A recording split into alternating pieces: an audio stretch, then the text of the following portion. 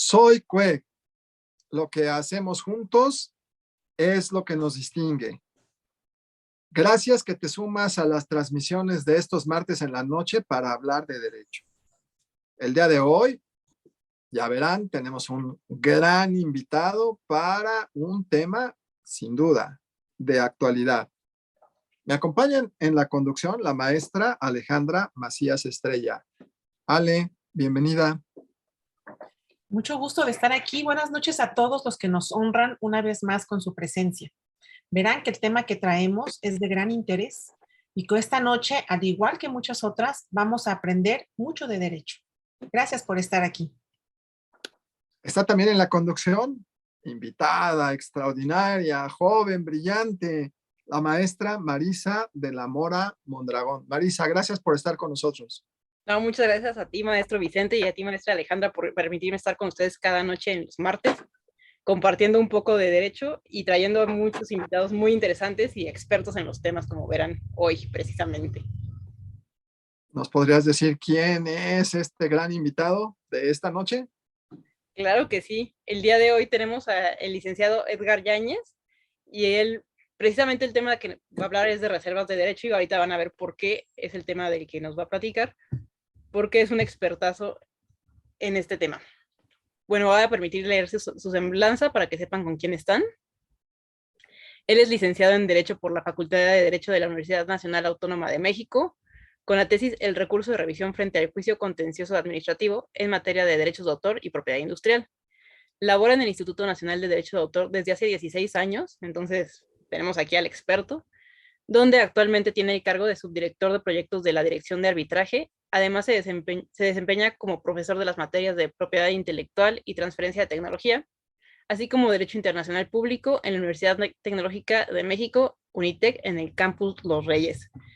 Justo antes de comenzar, platicábamos que él dice que su semblanza es muy pequeña, pero en realidad lo pequeño no es la semblanza, porque él trae una experiencia impresionante con el que tuve la fortuna de trabajar. Entonces ya van a ver que se va a poner muy interesante el tema y nos va a compartir desde la práctica, la experiencia, toda su expertise, para lo cual voy a aprovechar para hacerle la primera pregunta, y es justamente si el tema es reservas de derechos. ¿Qué nos puede decir, maestro? ¿Qué es una reserva de derechos al uso exclusivo? Muy bien, muchas gracias. Antes que nada, sé que el tiempo es corto, pero siempre caben los agradecimientos de entrada al maestro Vicente Solís por la invitación, a la maestra Alejandra Macías, por supuesto a mi querida maestra Marisa de la Mora, que he tenido la fortuna de verla crecer en el ámbito profesional desde que era una pasante y después una abogada, y ahora la brillante maestra en Derecho que tenemos presente.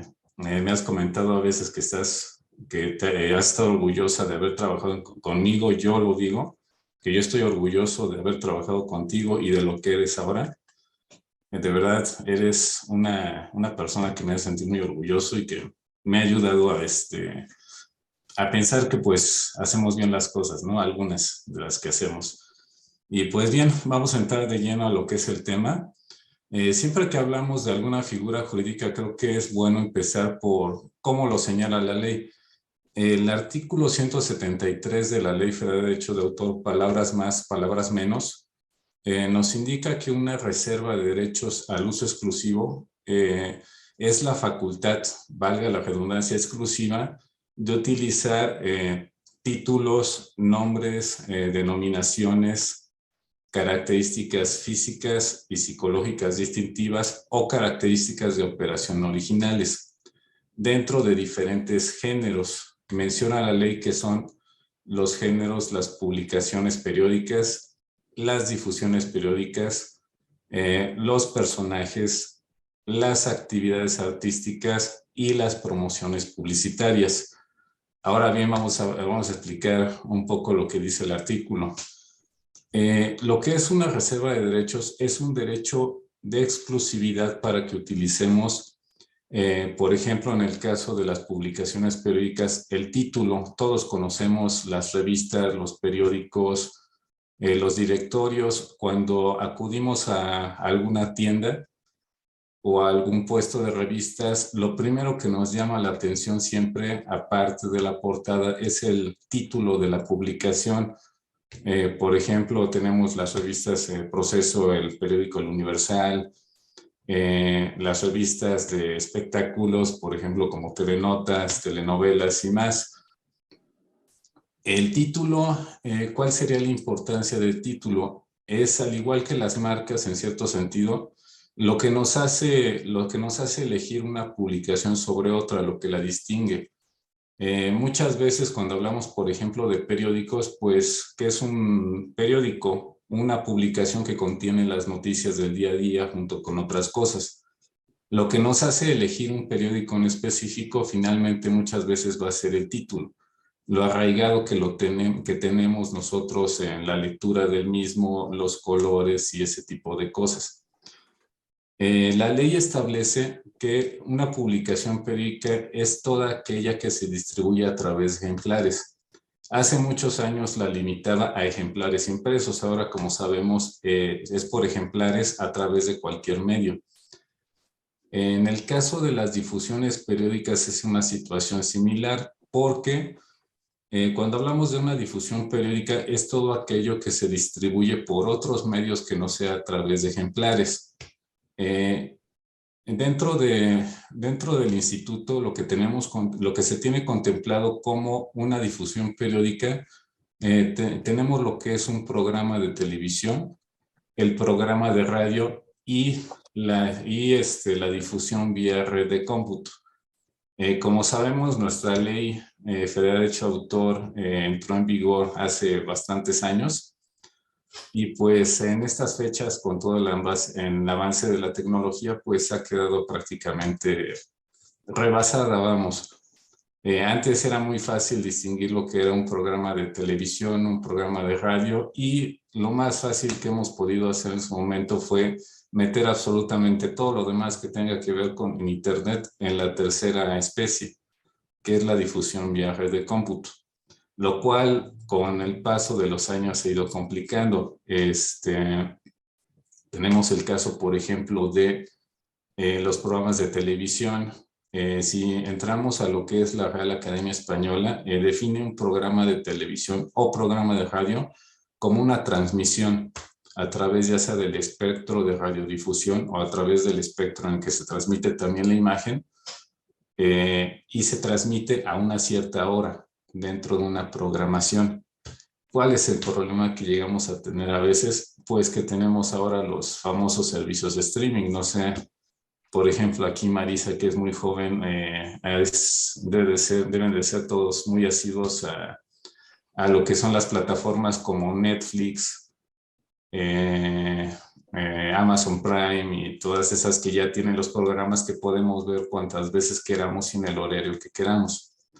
Entonces, en el momento de proteger un título de algún programa de televisión o de radio, que en este caso tenemos la plataforma Spotify, Apple Music y las que les quiera ocurrir, tenemos el problema de que si bien están concebidos como programas en los que en un caso son imágenes y sonido y en el otro es puro sonido, se transmiten de una manera distinta a como fue concebido originalmente un programa de radio o televisión.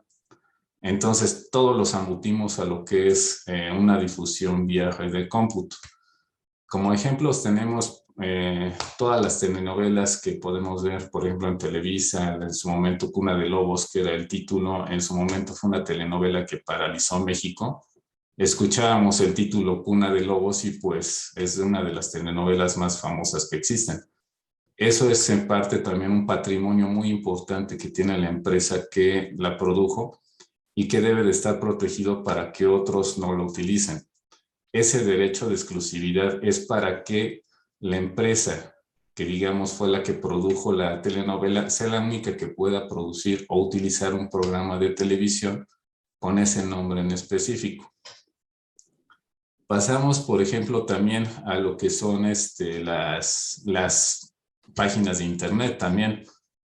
Las principales que en su principio eran las difusiones vía red de cómputo. Tenemos YouTube, tenemos diversas páginas en las que metemos contenido y cuyo título es muchas veces lo que nos puede llamar la atención. Las universidades tienen sus propios títulos también, sus gacetas, ese tipo de cosas donde meten el contenido. En un momento, si me permiten, a lo mejor empezamos a entrar un poco más en materia en eso. En el caso de los personajes es una figura sumamente interesante. La ley establece que se protege el nombre, las características físicas y psicológicas del personaje. En el caso, corríjanme si me equivoco, pero yo no conozco ninguna figura jurídica en México que proteja esas cosas, ni en el resto del mundo. Hay veces que se habla del registro de obra, pero me parece que la protección es en cierta forma distinta porque protege el conjunto, el entorno donde está el personaje, no el personaje en sí. La reserva de derechos lo que va a proteger es el nombre de tu personaje, y la imagen, así como sus características psicológicas. Cuando se presenta al instituto una solicitud sobre un personaje, se presenta tanto la solicitud de protección para el nombre de ese personaje, su imagen y su, digamos, y su psicología, para que solamente la persona que lo proteja, la persona que pida la titularidad de ese derecho exclusivo lo pueda utilizar en el entorno que él quiera. Dentro de los personajes tenemos, si checamos lo que es los trámites de reserva, tenemos lo que son los personajes ficticios o simbólicos y los personajes humanos de caracterización. ¿Qué es un personaje ficticio simbólico? Pueden ser, por ejemplo, los personajes que salen dibujados como caricaturas, valga la redundancia, para dibujos animados, los personajes en 3D que vemos, como por ejemplo tenemos a Mamalucha, que vimos su transformación de que era un dibujito en 2D y ahora es un 3D. En el caso de las botargas también son personajes ficticios. Cualquier botarga que se les ocurra. Tenemos, por ejemplo, a la botarga del Dr. Simi o un personaje que le encanta a mi hija, que es Beto, de Beli Beto, que es una botarga de cuerpo completo. En este caso, entraría como un personaje ficticio y en un momento explico por qué. La otra figura, digamos, la otra especie, son los personajes humanos de caracterización. ¿Qué son?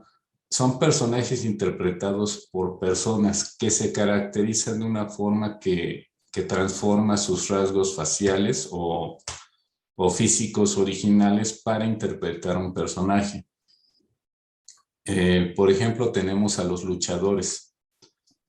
Podemos imaginar, por ejemplo, a algún luchador famoso, por ejemplo, Blue Demon, me viene a la mente el Santo, el Hijo del Santo. Son personas que están enmascaradas y no sabemos cuáles son sus características físicas reales, las del rostro.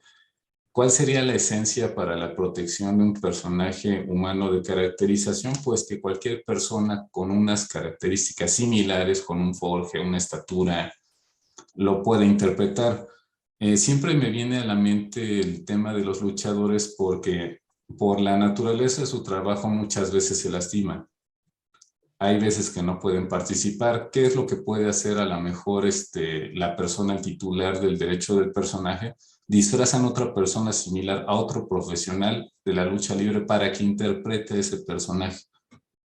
Por eso es importante que cuando un personaje humano de caracterización se proteja, tiene que estar caracterizado de tal forma de que no se distinga de una manera clara la persona que lo está llevando, que está llevando a cabo ese personaje. Otro ejemplo que tenemos es el de los payasitos, que igual se caracterizan de tal forma que no sabemos quién lo está interpretando. Tenemos el caso de un payaso muy famoso que era Bozo, que lo interpretaron varias personas en Estados Unidos, se peleaban por quién era original y resulta pues que eran actores que lo interpretaban, no se distinguía y los niños y el público al que iba dirigido pues no notaba la diferencia. Esto es importante porque Una de las consultas que hacen muchas veces es, por ejemplo, los actores de telenovelas dicen que están interpretando un personaje. Propiamente no, lo que están interpretando es un papel en una telenovela. No están caracterizándose de una forma. Dentro del nombre de la figura viene humano de caracterización. No, puede ser a lo mejor un personaje histriónico, pero no caracterizado para la protección de ese derecho exclusivo. Esa es una de las características, digamos, que muchas veces no es confusa para la gente que viene a solicitar, digamos, alguna protección sobre un personaje, digamos, por ejemplo, los influencers, los llamados influencers, por ejemplo, los que salen en YouTube que tienen millones de seguidores, pretenden protegerse su imagen como personajes para que nadie le explote. Pero ese es un tema distinto porque no hay una interpretación, una caracterización que se pueda proteger a través de un certificado de reserva de derechos al uso exclusivo. Ahí a lo mejor, si me equivoco, me dices, Marisa, en ese caso es una cuestión de imagen propia de la persona que se atiende de una manera distinta. Ajá. Otro caso, digamos, la otra especie que tenemos es la de las actividades artísticas, que es una muy importante y muy recurrida, porque tenemos lo que son los nombres artísticos, digamos, de todos lo que son los cantantes, los pintores, o sea, todas las personas que realizan alguna actividad artística y no quieren utilizar su nombre completo de pila, por ejemplo. Tenemos el cantante, pues uno de los más famosos, Luis Miguel, que no se llama Luis Miguel, pero él se da a conocer de esa forma. Teníamos el caso de Juan Gabriel, que no se llamaba nada más, que no se llamaba Juan Gabriel, se llamaba de otra manera muy distinta, que tan no prosperó, que tan no está en la mente de la gente que se les olvida. Para él siempre va a ser Juan Gabriel. Es el medio con el que se da a conocer ante las personas ante las que actúa. Tenemos también lo que son los grupos artísticos, que son los nombres de las bandas, las denominaciones de las bandas, que como sabemos es lo que llama la atención cuando presentan un cartel. Se va a presentar la fabulosa banda de San Juan de las Pitayas en los Reyes de San Juan de las Manzanas en tal lado, y la gente va a ir a ver a ese grupo porque por el nombre saben qué música tocan, las canciones que tienen, el trabajo que hacen, y es con el que se identifican. Entonces, ese grupo va a tener la exclusividad para que otras bandas no traten de aprovecharse de su nombre y traten de presentarse con ese nombre en específico. Tendrán que buscar otro. Finalmente, dentro de los géneros de la que protege la reserva, tenemos uno que prácticamente es, en mi opinión, ya letra muerta, que son las promociones publicitarias. ¿Qué son las promociones publicitarias según la ley? Son mecanismos que entrañan novedad y que le otorgan a un sector de la población, digamos, una ventaja adicional para adquirir productos o servicios sobre otros en el mercado. Durante todos los años que llevo trabajando aquí han sido muy pocos, pero el caso que me viene siempre a la mente en su momento, y que ya está muy viejito, pero pues me viene siempre a la mente, es el caso del mecanismo que era la tarjeta de Todito Cards. Por ejemplo, los que ya llevamos varios años aquí en este mundo que nos tocó el auge de Internet, recordaremos cómo eran los inicios de esta forma de comunicación, que nos conectábamos a través de la línea telefónica. Y pues malo si quería alguien hablar por teléfono porque teníamos ocupada la línea y pues nadie podía hablar. Y nos conectábamos, sonaba y tardábamos 5 minutos en conectarnos. Se acordarán cuando veíamos una página que se iba abriendo así como que por bloques, y si ya nos aburríamos eran 5 minutos para abrir el otro. ¿Cómo obteníamos ese servicio? A través de contratos. Y esos contratos, como recordaremos, eran bastante complicados porque nos obligaban a contratar un servicio caro y malo durante un cierto periodo de tiempo, y estaban sujetos a ciertas penalizaciones. ¿Qué fue lo que pasó en su momento? Que llegó un mecanismo novedoso que se llamaba la tarjeta Todito Card. ¿Qué era la Todito Card? Algo que ya todos conocemos y que diremos, pues eso qué, pero en ese momento era sumamente novedoso. Compraban la tarjeta con un saldo precargado que nos daba a lo mejor 20 horas de internet, se acababa la tarjeta y se acababa el servicio, y si nos gustaba volvíamos a comprar la tarjeta, no necesitábamos contrato, no necesitábamos dar ningún tipo de dato de nosotros, simplemente comprar la tarjeta, meter la clave y teníamos el internet. ¿Cuál era el mecanismo novedoso? Era la tarjeta a través de la cual se vendía el servicio. Y la ventaja adicional que se tenía era que no se firmaba el contrato y que tenías el servicio por el tiempo que tú quisieras, el tiempo que te duraba el saldo. Esa, digamos, es la introducción de lo que sería una reserva de derechos en los diferentes géneros y especies. Extraordinaria exposición, y la verdad es que pues las redes se han vuelto locas porque tenemos muchas personas que nos están escuchando. Ángel Raúl, Olivia Molina, Nadia Hernández, Sin Orozco, Aime Ayala, Gus H., Mónica Domínguez, Miriam Sánchez, Diana Díaz, Jurídica Joven, gracias, Jimena Villalba, Sonia Alcaraz, Ana Ruiz, Luis Fernando, César Cervantes, Ivette Hernández. Muchísimas gracias por sus saludos. Felicitaciones al expositor, maravillosa la exposición. Dice que cómo es posible que Luis Miguel no se llame Luis Miguel, no lo sabía. Quedaron impactadas con la noticia. Bueno, pues vamos a hacer un corte. Es muy breve. En un momento regresamos.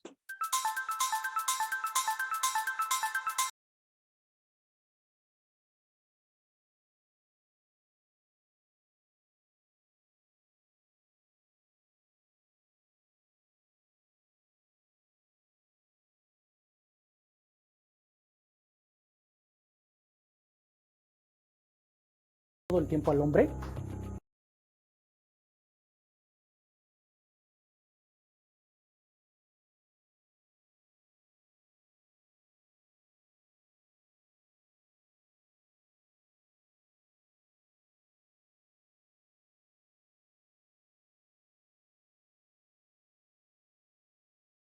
Patentes en el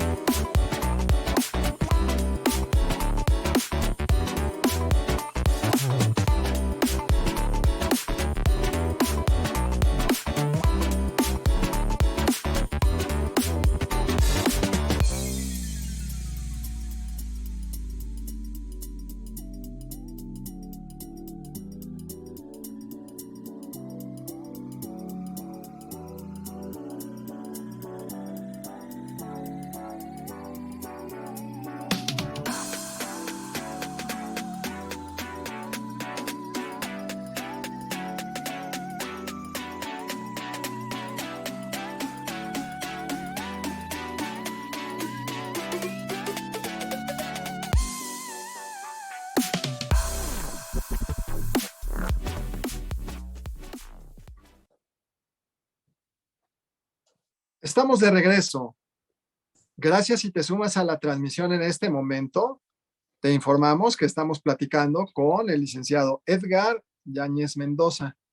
quien es un experto en el tema que trata esta noche. Reservas de derecho. ¿Qué te parece, mi querida amiga Ale? Luis Miguel no se llama Luis Miguel. Estamos impactados. Sí, caray, no se pueden meter con ese tema, por favor. Pero bueno, qué importante es realmente ver todo lo que abarca esta reserva de derechos. Y todos aquellos alumnos que nos escuchan, pues que vean que en este tema tienen una gran área de oportunidad para poder trabajar, porque ya vimos que son derechos exclusivos que tratan el título de las publicaciones, periódicos, programas de televisión, de radio, programas de internet, ni qué decir de las botargas luchadores, características y qué tal estos chicos que se dedican a ser influencers. Bueno, no solamente para el uso propio de los chicos que nos escuchan, sino para proteger estos derechos. Realmente, insisto, es una gran área de oportunidad y qué bueno que estamos entendiendo el tema con este gran invitado esta noche. Me gustaría preguntarle, licenciado Edgar, si estos derechos de reserva siempre se han protegido, ¿desde cuándo? ¿Qué tan antigua es esta figura de nuestro derecho mexicano? Muchas gracias. Muy buena pregunta, maestra, porque muchas veces se piensa que la figura de la reserva de derechos pues se la sacó de la manga el legislador con la ley en su momento del 96.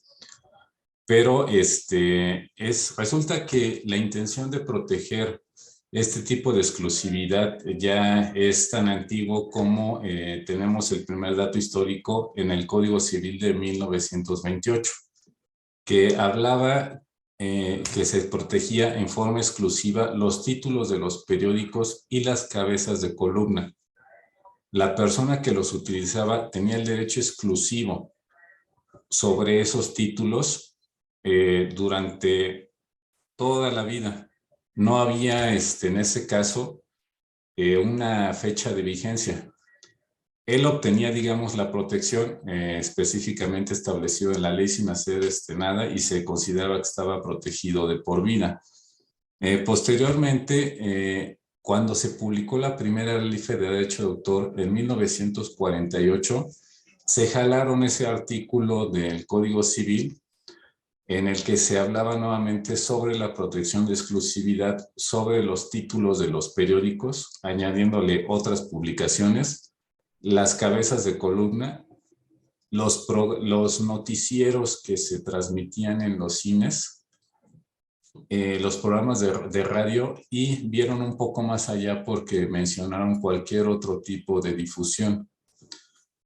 En este caso, como vemos, empezaron, digamos, a abarcar cuáles eran los medios de comunicación. A lo mejor en 1928, pues eran esencialmente los diarios, los periódicos, que eran los que necesitaban esa protección. 20 años después, pues como recordaremos, a lo mejor me platicaba mi abuelita que en los cines pasaban en un noticiero, pasaban noticias antes de empezar la película, a veces en el intermedio, y esos noticieros estaban protegidos, tenían algún nombre en específico, un título, que también tenía derecho a una protección. El radio empezaba también a tener un cierto auge y empezaban a protegerse también algunos programas de radio. Empezaban a transmitirse ciertos programas, a lo mejor quiero pensar, a lo mejor digo una barbaridad porque no me acuerdo de las fechas, pero de algún personaje muy antiguo, por ejemplo, Calimán o Memín Pinguín, ese tipo de cosas, era lo que se empezaba a proteger. Todos nuestros grandes héroes, los personajes fantomas, empezaron en programas de radio que tenían un título y era exclusivo, digamos, de utilización de la radiodifusora que lo estaba transmitiendo. Eso lo empezaba a considerar ya la propia Ley Federal de Derecho de Autor en esa época, porque empezaba a haber, digamos, un cambio en los medios de comunicación y, por tanto, en la programación que se hacía. Posteriormente, este cambio también se dio en una nueva ley en 1956. ¿Cuál fue el cambio? Que en 1948 se establecía que el derecho de exclusividad tenía la vigencia de la publicación. Mientras durara la publicación o la difusión, se tenía esa protección, no había ninguna necesidad de estarlo renovando. El día que se acabara la publicación o la utilización de esa difusión, se te acababa el derecho, que no pudieras acreditar que lo estás utilizando o que lo estabas utilizando realmente. En una reforma que hubo en 1956, además de mantener la protección de las figuras que comentaba en la ley del 48, se estableció una limitación porque estaba protegido la exclusividad durante la vida de la publicación o la difusión más un año posterior, que era lo que contemplaba la ley, que a lo mejor en un periodo no lo utilizaban, pero no porque no lo utilizaban iban a perder inmediatamente ese derecho. Se le daba un periodo para que lo utilizara de un año posterior. Si en el año posterior de que ya no se transmitía o se utilizaba, no se demostraba el uso, entonces ahí sí se perdía derecho. Cuando entraron las actividades artísticas fue hasta 1963 que se hizo una reforma y se les ocurrió proteger lo que son los nombres y las denominaciones de los grupos y de las personas que son artistas. Como imaginaremos, grandes artistas de la época, por ejemplo, de los 50 como Pedro Infante y Jorge Negrete y todas las grandes figuras del cine de oro mexicano, pues ninguno tenía protegido realmente su nombre, más que por el reconocimiento del público, pero no había un mecanismo que lo protegiera, a una figura que lo protegiera legalmente. Fue hasta 1963 que se empezaron a proteger. Cuando entró, digamos, los otros géneros de los que hablaba, que son los personajes y las promociones publicitarias, hasta la ley que tenemos actualmente, que fueron casi 30 años después. Entonces es una figura ya con bastantes años que ha ido evolucionando junto con los medios de comunicación, con los medios de difusión que tenemos en el país, que a la fecha sí se nos ha quedado un poquito corta porque, como vemos con los cambios, el que se dio de los periódicos a la radio y de la radio a la televisión fueron cambios muy suaves. Y si podemos ver, por ejemplo, 10 años atrás, es diametralmente opuesta la forma de comunicación, los medios de comunicación a lo que es ahora.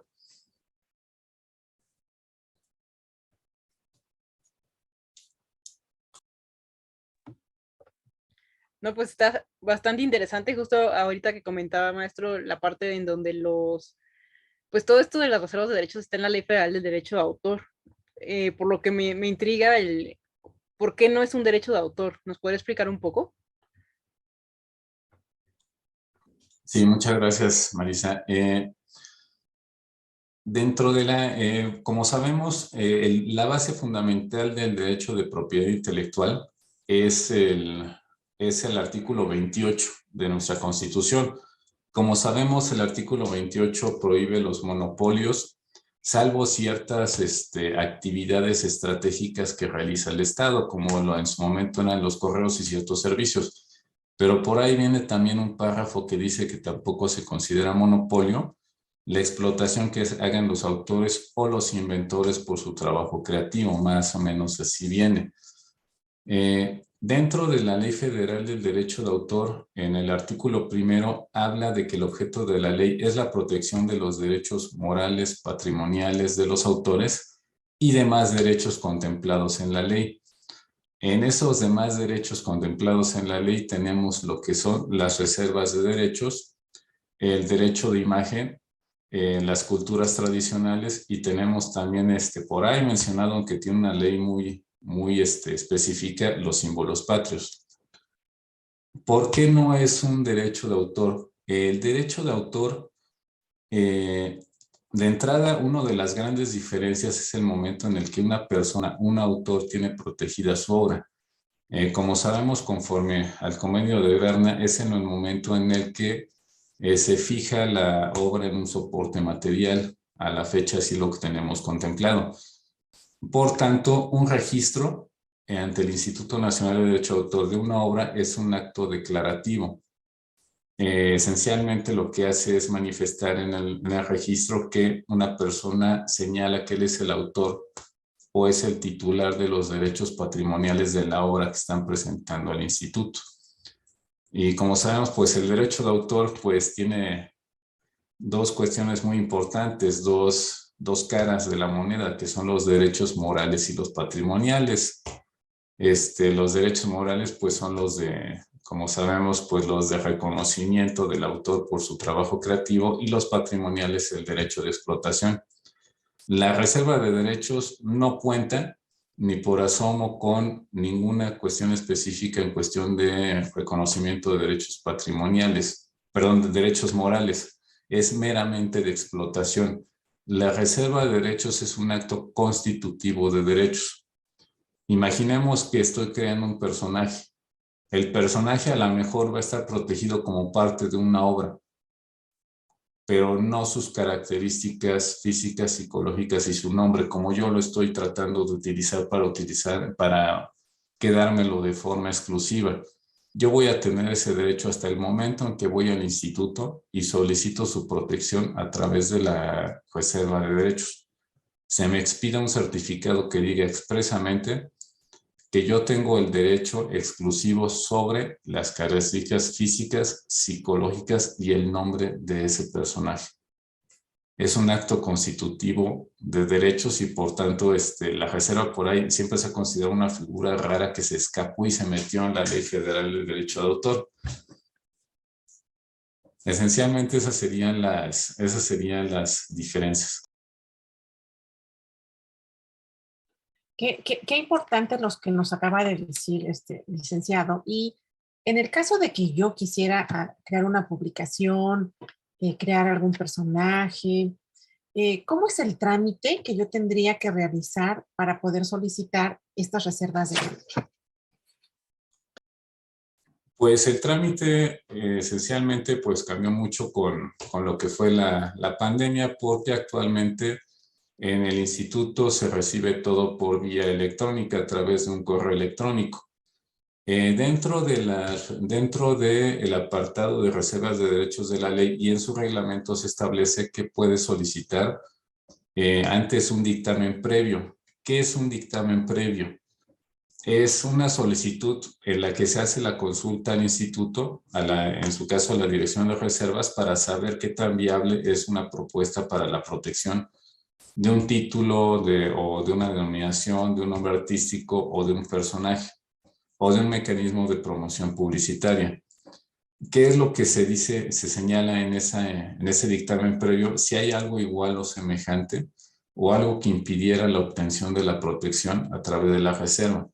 Es una cuestión informativa, pero nos ayuda a tener una mejor perspectiva sobre las posibilidades que tenemos de obtener una protección sobre lo que tratamos de obtener de forma exclusiva, el título, el nombre o el personaje, la denominación de mi banda o lo que se me ocurra.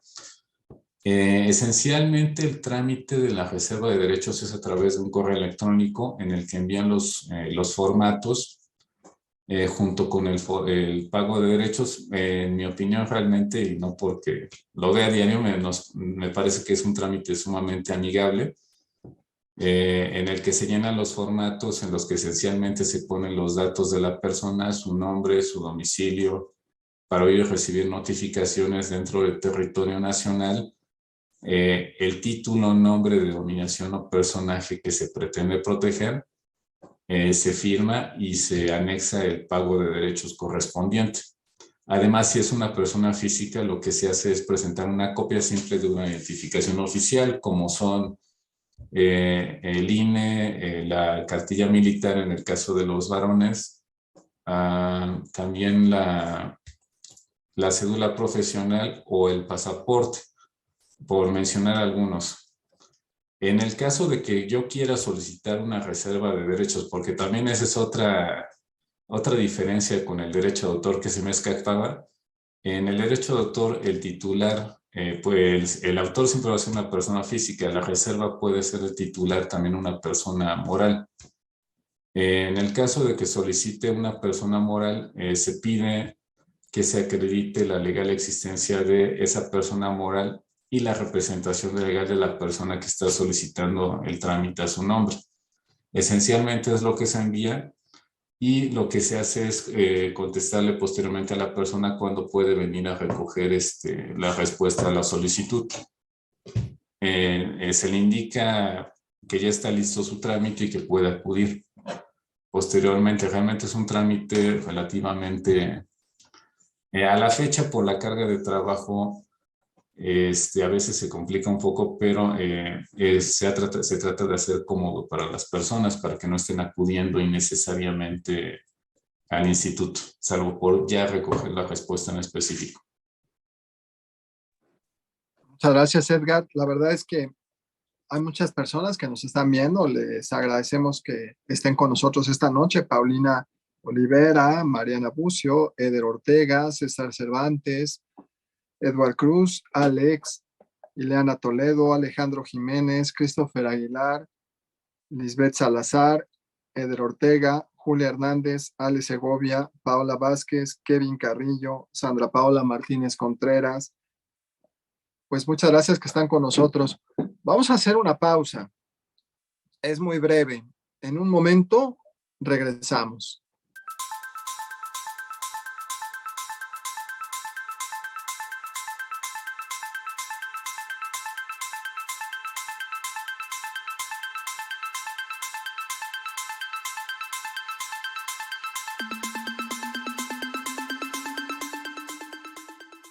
¿Sabías que la propiedad intelectual rodea todo el tiempo al hombre? Si eres autor, músico, escritor, inventor, te invito a nuestro diplomado de propiedad intelectual, en el cual no solo aprenderás los elementos teóricos y técnicos, sino también tendrás ejercicios prácticos para que tú aprendas a registrar tus marcas, tus derechos de autor, tus patentes. En el Centro Universitario de Estudios Jurídicos nos interesamos más por el aspecto práctico y hacerlo de una forma dinámica, sencilla, para que tú puedas entenderlo.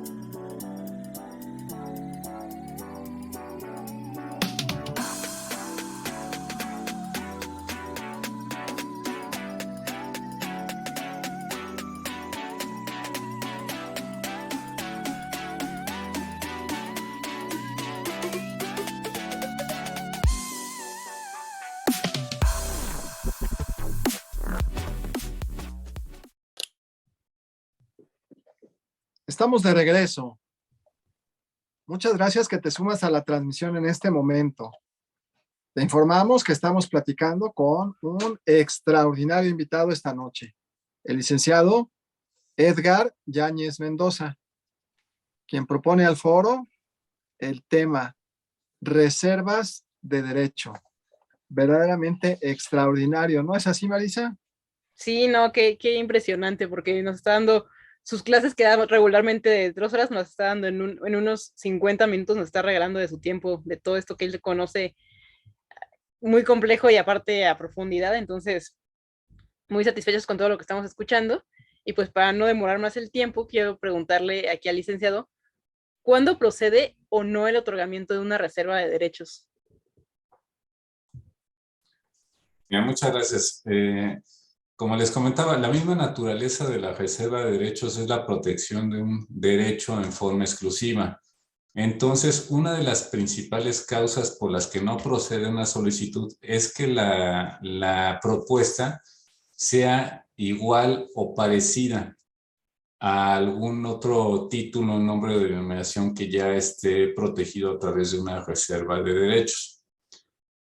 En estos casos, lo que se hace, pues, el instituto tiene la obligación de mantener la protección de esa exclusividad. Por tanto, no puede haber dos derechos constituidos iguales o semejantes. Es importante que sea en grado de confusión.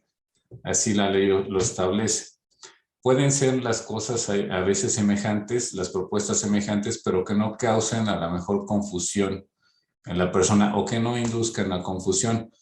Imaginemos, por ejemplo, está bien sabido cuando vemos, por ejemplo, un cartel de algunas bandas. Pueden a lo mejor, imaginemos que solicitan una denominación larguísima, por ejemplo, mi superbanda Camino Real de Pepe Saldaña, presentando Los Inolvidables y Talentosos, es un ejemplo inventado, Solitarios de Miguel Valdés. En este caso es una denominación sumamente larga, digamos, pero resulta que la persona en las presentaciones lo que va a hacer es resaltar el nombre de, por decir este ejemplo, de Solitarios, que es una banda que a lo mejor, un grupo que a mucha gente a lo mejor no conoce, pero yo por mis padres y pues gente ya, igualmente ya de cierta edad son sumamente conocidos. El instituto tiene la facultad de verificar cómo van a utilizar el solicitante la reserva que está solicitando. Cuando pedimos una reserva, viene un apartado en el que tenemos que asentar la representación gráfica de cómo vamos a utilizar el título, nombre o denominación. Es importante que la gente cuando lo presenta sea de manera fidedigna. ¿Por qué? Porque si la gente presenta unas características gráficas, una representación que no concuerda con lo solicitado, puede incurrir en algún supuesto de cancelación. El artículo 184 de la ley establece que se puede cancelar una reserva cuando no se esté utilizando tal y como se solicitó. Entonces, ese es algo muy importante. Esencialmente, si me preguntas así, contesta de manera muy rápida, cuando no procede una reserva es cuando es igual, la propuesta es igual o semejante a otra. Pero vale la pena mencionar de pasada algunos otros ejemplos. Digamos, en el caso, la ley prohíbe expresamente que se otorguen reservas sobre gentilicios o denominaciones de países o cualquier demarcación territorial de forma aislada. Imaginemos que alguien pide una reserva que se llame México o mexicana. En esos casos no se incluye ninguna otra cosa y la ley prohíbe esos casos en forma aislada. Entonces inmediatamente procede una negativa respecto a esa solicitud porque expresamente la ley lo prohíbe. Otro ejemplo es igual las características reales de la persona en el caso de los personajes. Me tomo una fotografía y se me ocurre que me quiero reservar como personaje porque en mi vida cotidiana soy una persona muy seria, pero en mis videos de YouTube soy destrampado, actúo como niño, irresponsable o lo que sea. Estoy interpretando supuestamente un personaje, pero expresamente la ley prohíbe que por mi imagen, mis características físicas no serían protegibles. Hay muchos casos, todos vienen contemplados en el artículo 188, pero si me voy a meter a eso, realmente nos comemos todo el tiempo que nos queda. Entonces, les dejo de tarea ese artículo para que lo leamos y esencialmente lo demás, pues ahí va saliendo.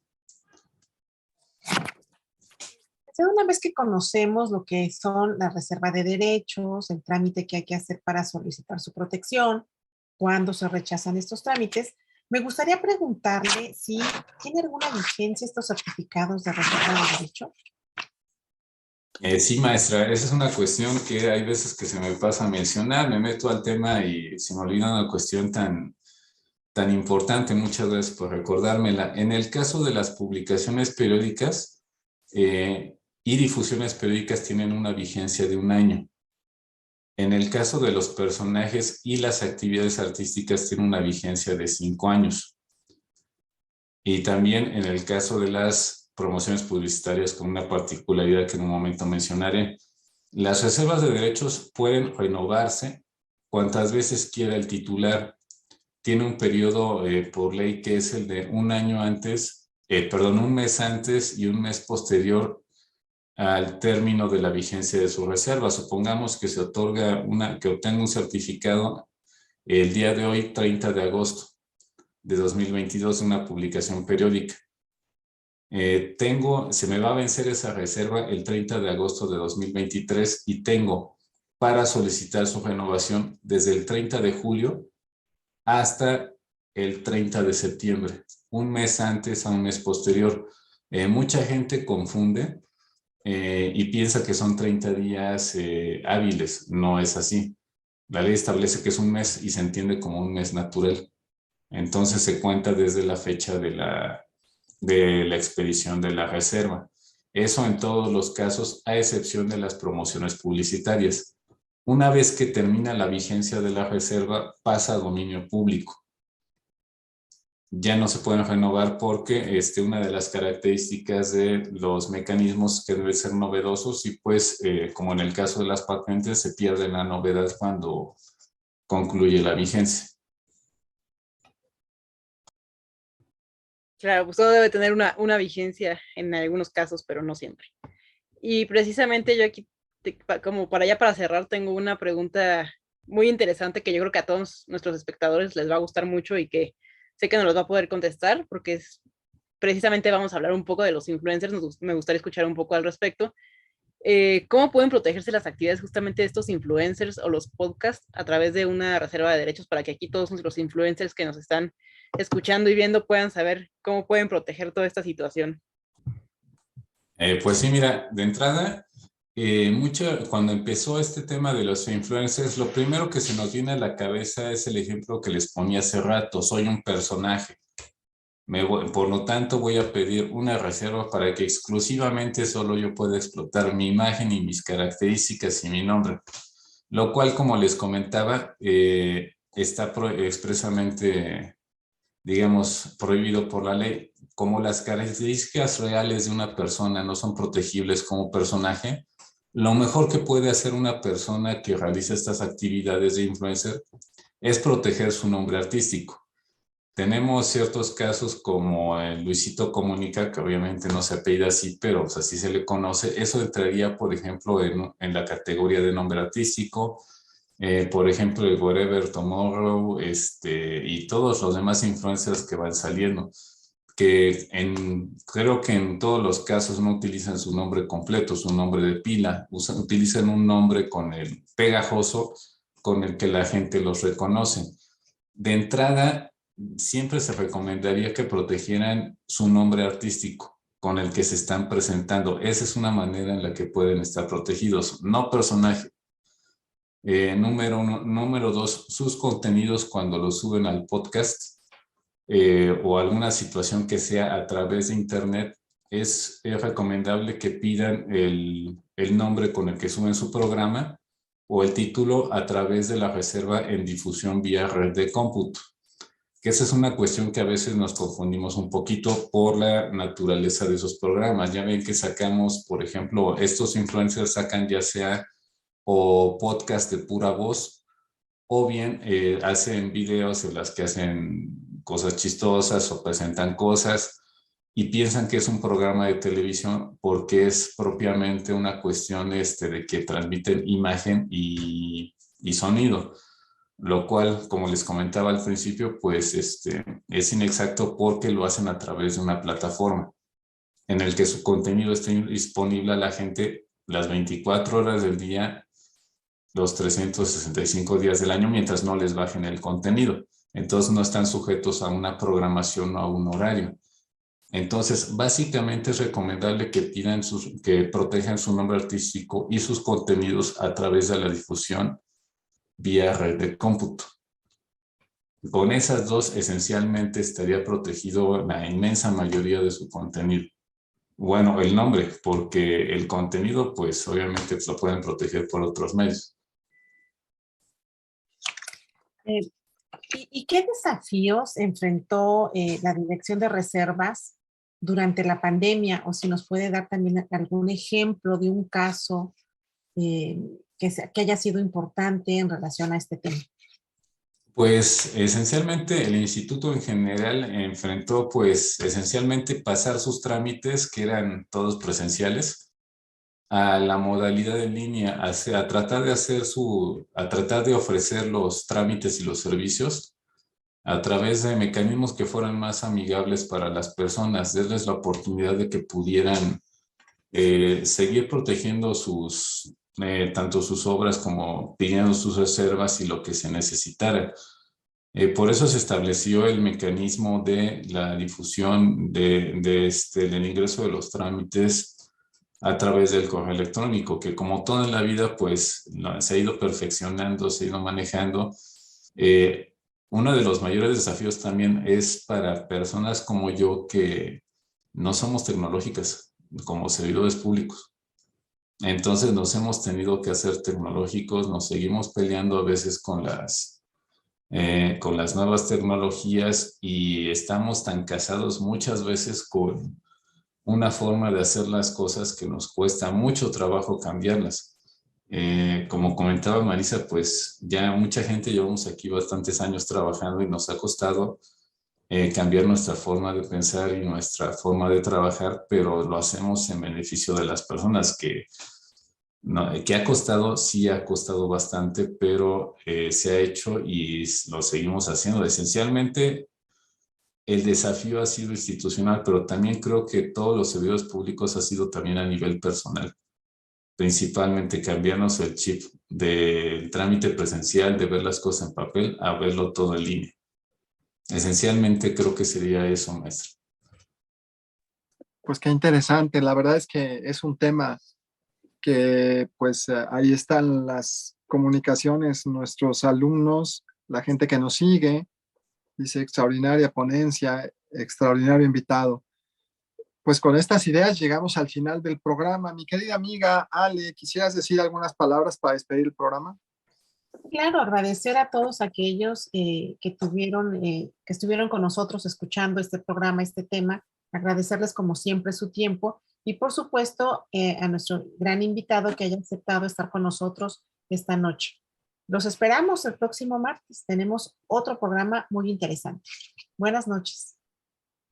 Marisa, nos vamos. ¿Quieres decir algunas palabras? Claro que sí, no, pues muchas gracias a todos por escucharnos este martes ya clásico de Derecho, a la maestra Alejandra, como cada programa, el maestro Vicente, y sobre todo a nuestro invitado especial del día de hoy, a Edgar Yáñez, porque nos dio todo un bagaje de las reservas de derechos, y además, pues, como decíamos desde el inicio, o sea, al final de cuentas, aunque él puso muy modestamente poco en su semblanza, pues ya nos demostró ahorita con toda su experiencia que los años se traen bien puestos. Muchas gracias, Edgar, por haber aceptado al licenciado Edgar Yáñez Mendoza, quien nos platicó verdaderamente de manera magistral el tema reservas de derecho. ¿Algunas palabras para despedir el programa, Edgar? Nada más, maestros, muchísimas gracias por el espacio, la oportunidad de tener esta conversación. Al centro también muchísimas gracias por la confianza y muchas gracias a las personas que se tomaron el tiempo de escuchar este rato. Hay veces que a mis alumnos también luego los estoy durmiendo por el tiempo que estamos hablando, pero se agradece el esfuerzo que hacen. Es una hora ya algo tarde, mucha gente está cansada y de verdad agradezco muchísimo la atención prestada. Gracias y buenas noches. Damos gracias a todos los influencers que nos vieron esta noche. Soy Cue. Lo que hacemos juntos es lo que nos distingue. Buenas noches.